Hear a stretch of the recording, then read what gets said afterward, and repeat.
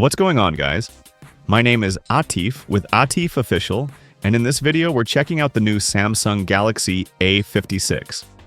Now, here's the deal with this phone.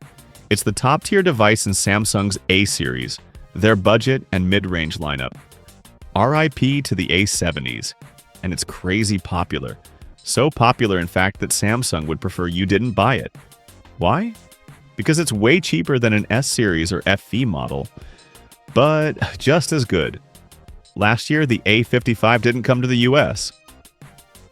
This year, the A56 might arrive someday, but I already smuggled this one in, just for you. Now, there are a few big changes with the A56. A new design, a new processor, way faster charging, and some intelligence features that aren't quite AI, but kinda are. But before we dive into all that, let's unbox it. Then I'll break down everything you need to know. Unboxing. Ripping off the stickers, sliding off the lid, and the first thing we see? The phone itself, looking pretty in pink. You already know the bottom half of the box is empty these days.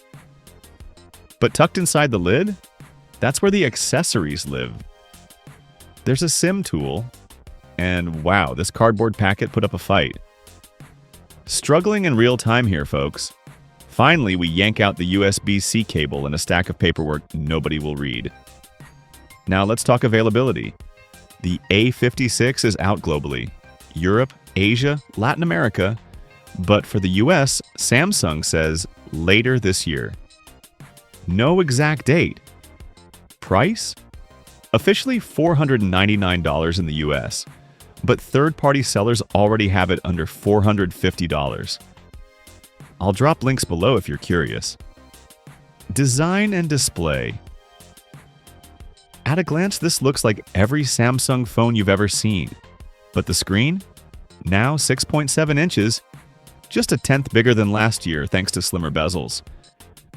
Front and back, Gorilla Glass Victus Plus. And the frame? All aluminum. It's also 15 grams lighter and 1 millimeter thinner than the A55. You notice that difference. Now, the camera module? Controversial. It's a new triple camera design, but that black one-piece lens cover? It stands out, and not in a good way. Feels like you could pry it off with a butter knife. Colors? This light pink is slick, but there's also olive, graphite, and light gray. Buttons and ports? Standard stuff. USB-C, SIM tray, no microSD sadly, and dual speakers, which sound fine. Let's test them, performance and software. Now, the big news, the Exynos 1580 chip. Samsung's new processor paired with an Eclipse 1540 GPU. Geekbench scores? Check the description, I'll let you compare. But Samsung claims 37% better max performance and 20% better sustained performance. This chip is future-proof, supporting specs this phone doesn't even have, like 144Hz screens and 200-megapixel cameras. Software? Android 15 out of the box, with 6 years of updates. And AI?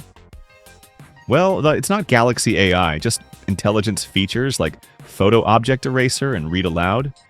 If you hate AI hype, this phone's for you. Battery and charging battery?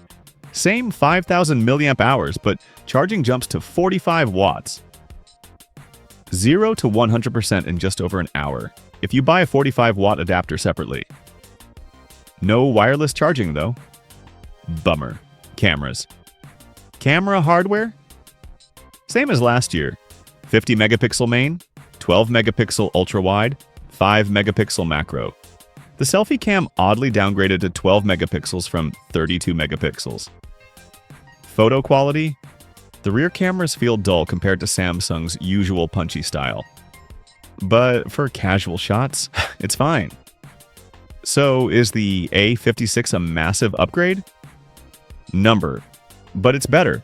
Faster, brighter, and with much quicker charging. Honestly, the cheaper A36 might be the real steal this year, but what do you think? Will you grab the A56?